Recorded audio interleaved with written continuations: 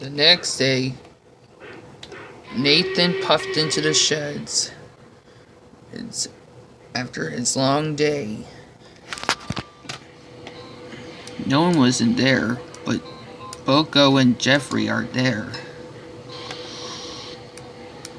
Jeffrey was sleeping the other way, and Nathan sighed,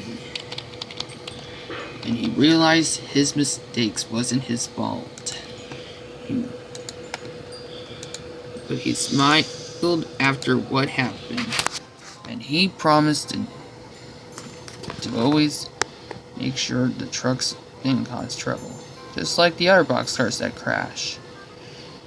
At least that was an awesome day, said Nate.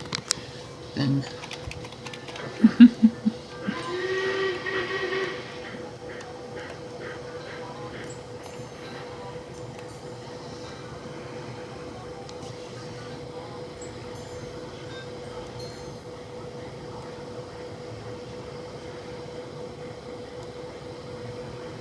and even sometimes it was so funny.